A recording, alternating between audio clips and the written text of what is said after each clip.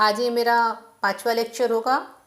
इसके पहले हम लोगों ने chapter 1 the story of Fidgety Philip के बारे में पढ़ा था। उसके क्वेश्चन आंसर भी सॉल्व किया था। आप लोगों ने कॉपी में लिख लिया होगा, साथ में याद भी कर लिया होगा, है ना। तो आज हम लोग सेकंड चैप्टर पढ़ेंगे, the story of Fidgety Philip. क्या है लेसन का नाम? सेकंड चैप्टर है आप लोगों का द क्लेवर मर्चेंट। क्या नाम है? The clever merchant. ठीक है,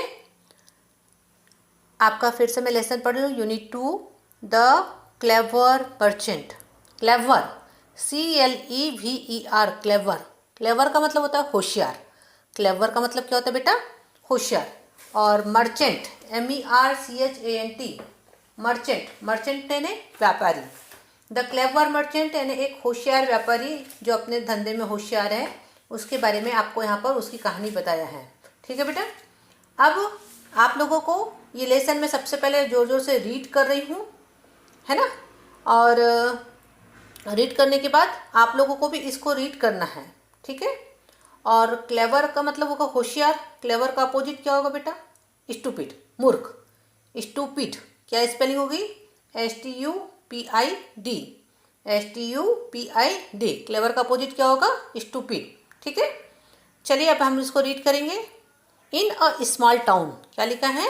in a small town there once lived a merchant. फिर से पढ़ रही हूँ मैं। In a small town there once lived a merchant. He was hard working and clever. His business did well and the people of the village respected him because he was honest and kind. Honest and kind. फिर से read कर रही हूँ मैं, इसको देखेंगे सब लोग। In a small town there once lived a merchant. He was hardworking and clever.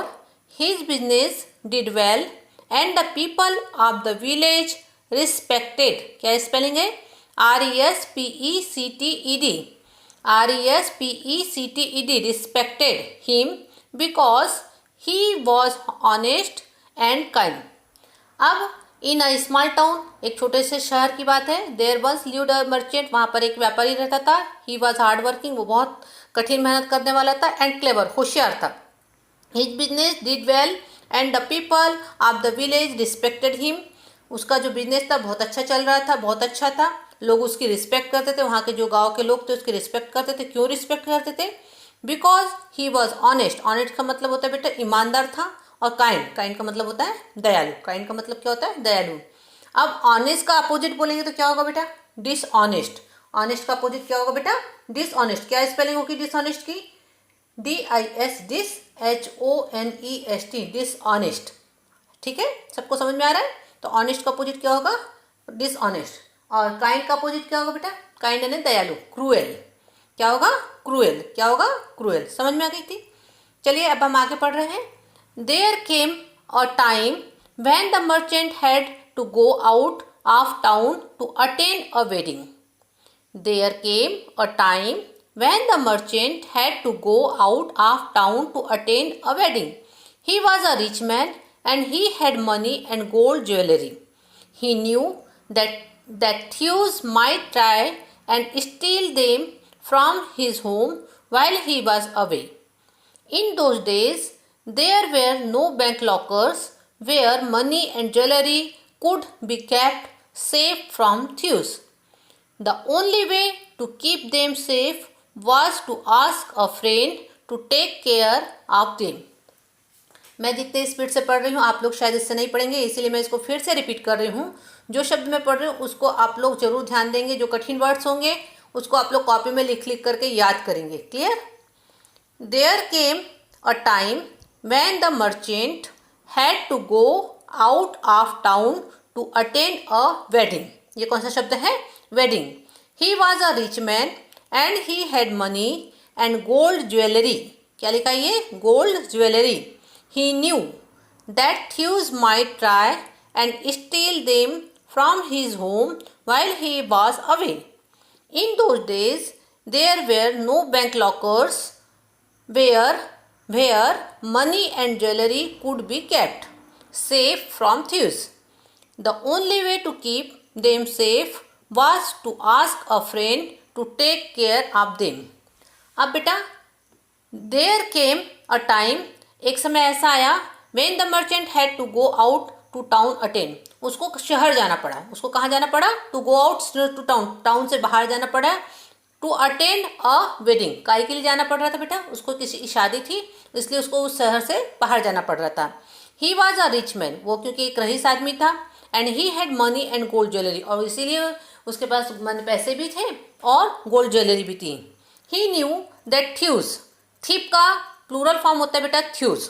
Thief यानी चोर, थ्यूज यानी वो चोर. ही न्यूज, वो जानता था, that थ्यूज might try and steel them from his home while he was away, वो जानता था कि अगर मैं घर से बाहर जाऊंगा तो जो चोर हैं वो मेरे घर में चोरी करने आ जाएंगे. Clear? In those days there were no bank lockers, उस समय ऐसे कोई बैंक लॉकर्स नहीं होते थे जहां पर मनी और ज्वेलरी को सेव करके रखा जा सकता था. ठीक है? The only way to keep them safe was to ask a friend to take care of them. उस समय उसने क्या सोचा कि मैं अपने दोस्त के पास दे देता हूँ वो जो पैसे थे और जो ज्वेलरी थी, ताकि वो उसके पास क्या रहेंगे बेटा? सेफ रहेंगे. क्लियर? यहाँ तक सबको समझ में आ गया? आगे हम लोग आगे का पैराग्राफ पढ़ते हैं. The merchant went to his friend and said, my friend, I am going to be away for a few days. I am going to attend a wedding in the next town. Please could you keep my money and jewellery for me till I return. फिर से मैं read कर रही हूँ इसको. The merchant went to his friend and said, my friend, I am going to be away for a few days. I am going to attend a wedding in the next town. Please, could you keep my money and jewelry for me till I return? फिर उसने क्या सोचा? फिर वो अपने कहाँ पर गया बेटा? अपने फ्रेंड के पास गया और उसने अपने फ्रेंड से कहा कि मेरे दोस्त, मैं कुछ दिनों के लिए शादी में अपने शहर से बाहर जा रहा हूँ, तो क्या मेरे ये जो पैसा है और ये जो मेरी ज्वेलरी है, क्या आप अपने पास रखेंगे जब तक मैं वापस नहीं आता? टिल आई रिटर्न, जब तक मैं वापस नहीं आता तो क्या तब तक आप मेरे पास अपने पास रखेंगे? Sure, said his friend, I shall keep your things safely till you return. You are such a good friend, I can do anything for you. Sure, said his friend, I shall keep your things safely till you return. You are such a good friend, I can do anything for you.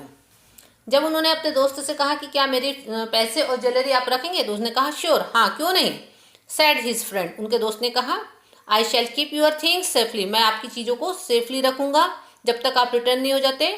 You are such a good friend, आप मेरे अच्छे दोस्त हैं. I can do anything for you, मैं आपके लिए कुछ भी कर सकता हूँ. I can do anything for you मतलब मैं आपके लिए कुछ भी कर सकता हूँ. ठीक है? अब इसके आगे हम लोग पढ़ते हैं बेटा.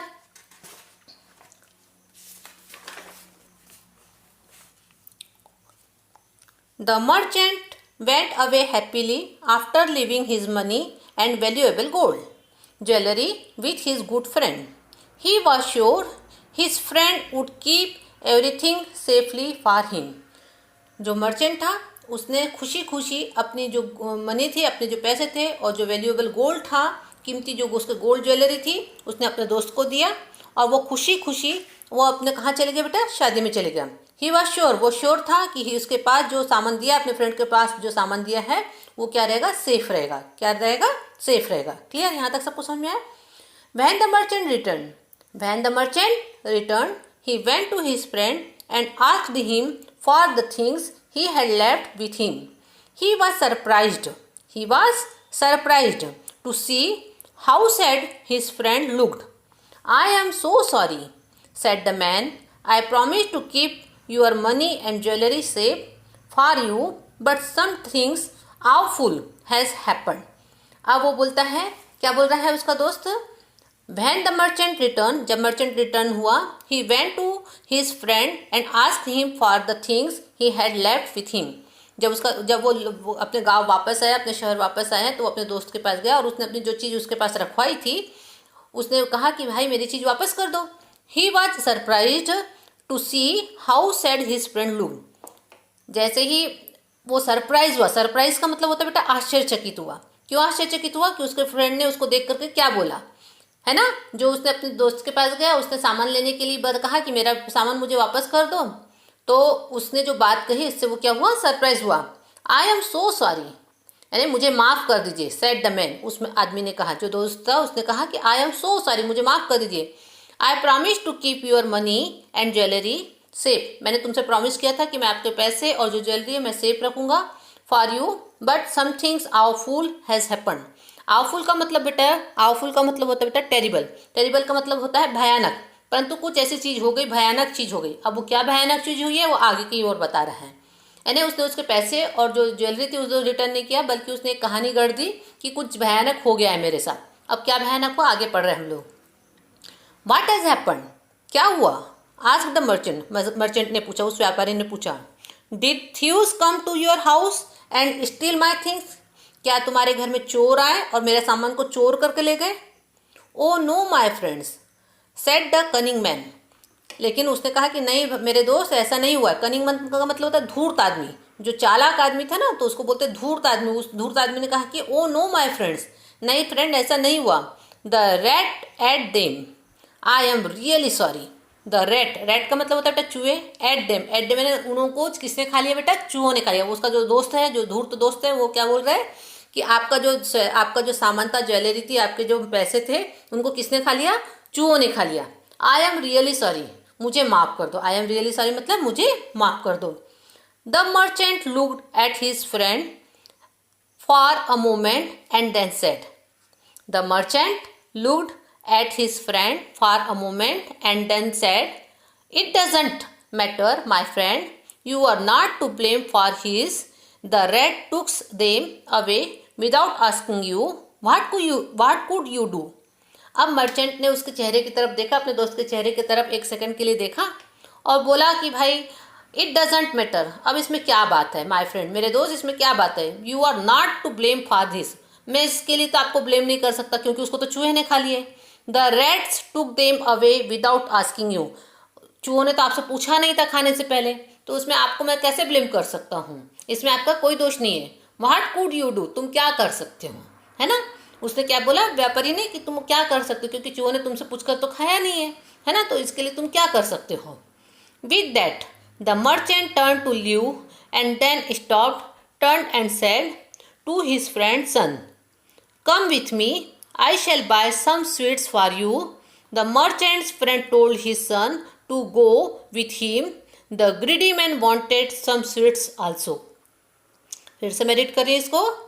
With that, the merchant turned to leave and then stopped, turned and said to his friend's son, come with me, I shall buy some sweets for you. The merchant's friend told his son to go with him, the greedy, कौन सा शब्द है ये, greedy, the greedy man wanted some sweets also. अब उसने तो ऐसा कह दिया कि सही बात है, आपकी तो कोई गलती नहीं है ना। अब उसके बाद उसने क्या किया, with that the merchant turn, उसके बाद वो अपने घर के लिए क्या हुआ, वापस लौटने लगा।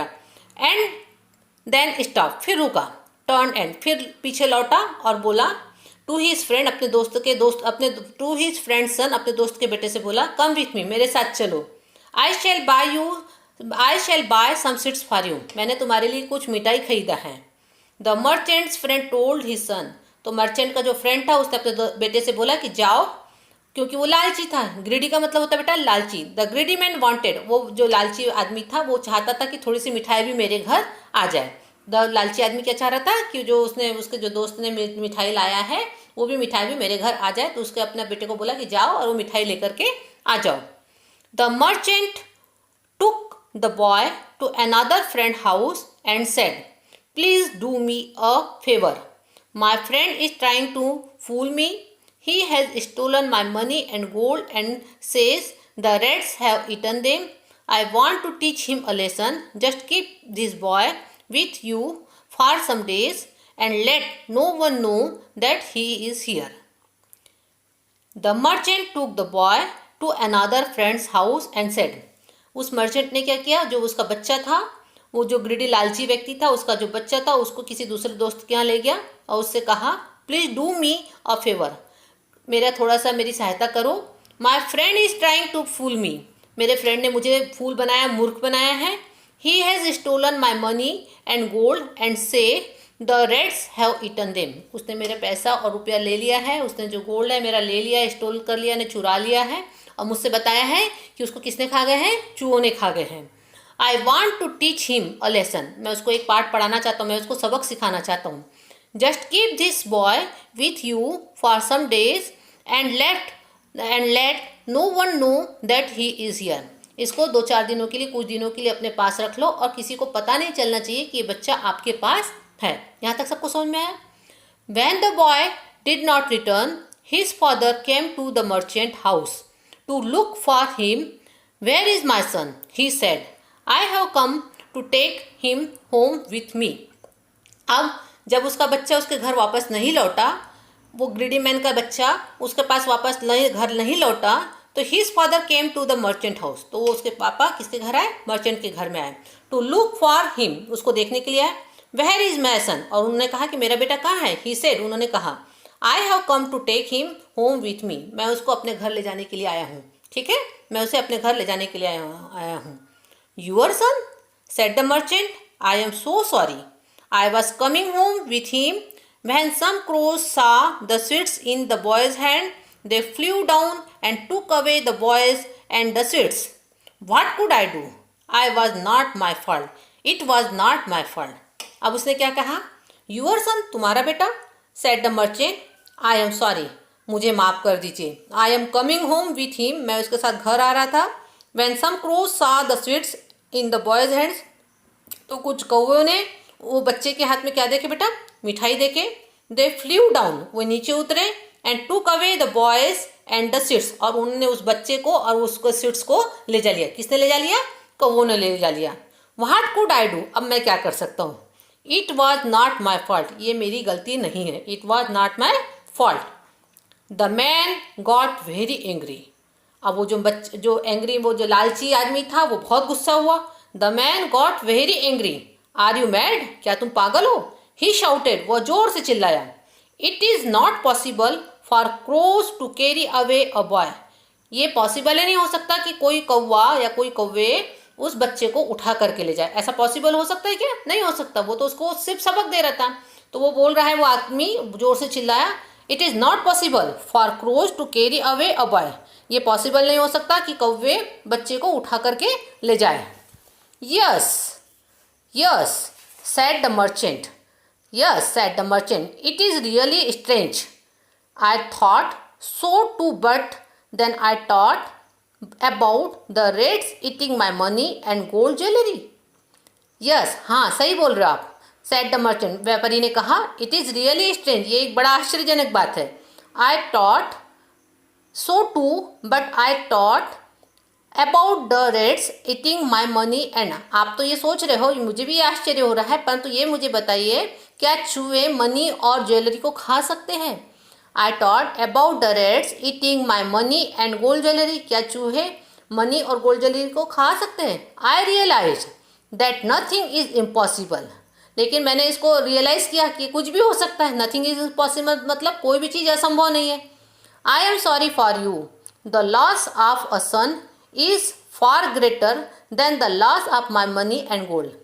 अब ये बोल रहे हैं कि आपके बेटे से जो आपका लॉस हुआ है ना, आपका बेटा जो आपसे दूर हुआ है, उससे ज़्यादा बेटर यानी मेरे पैसे से घूमने से अच्छा है कि आपका जो यानी मेरे पैसे घूम गए, उससे कोई मुझे तकलीफ नहीं, लेकिन आपका बेटा घूम गया है।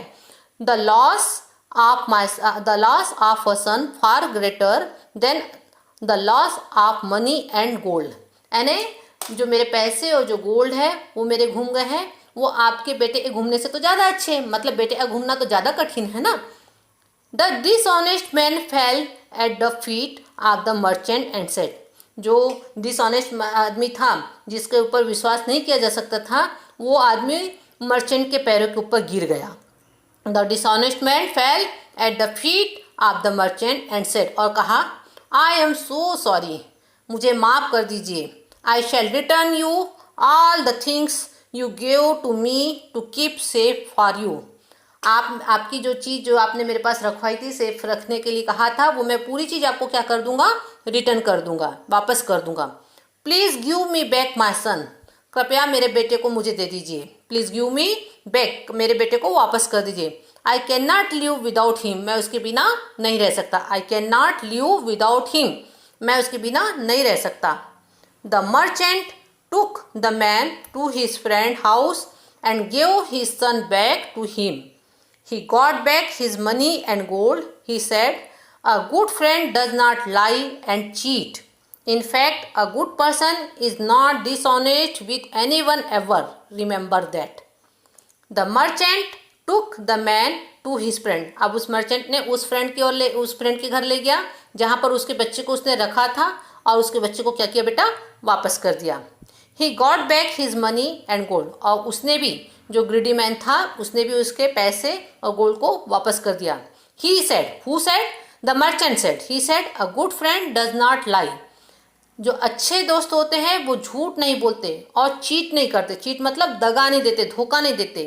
In fact a good person is not dishonest, जो अच्छे व्यक्ति होते हैं वो ईमानदार होते हैं, बल्कि यानी डिसऑनेस्ट का मतलब बेईमानी नहीं करते हैं। विथ एनी वन एवर, किसी से भी बेईमानी नहीं करते। रिमेंबर इट, रिमेंबर दैट, ख्याल रखिए, इस बात को ख्याल रखिए कि जो अच्छे लोग होते हैं वो किसी से बेईमानी नहीं करते, डिसऑनेस्ट नहीं करते। क्लियर? तो ये थी इसकी कहानी आपके मर्चेंट की। तो ये लेसन आपका यहाँ पर क्लेवर मर्चेंट की कहानी ख़त्म हो रही है। आप लोग इस लेसन को रीड करिएगा, अच्छे से पढ़िएगा। इसमें बहुत सारे कठिन वर्ड्स आए हैं, इसको लिख लिख करके याद करिएगा। आगे के इसमें वीडियोज़ में मैं आप लोगों को इसके क्वेश्चन आंसर एक्सरसाइज कराऊंगी। क्लियर? धन्यवाद।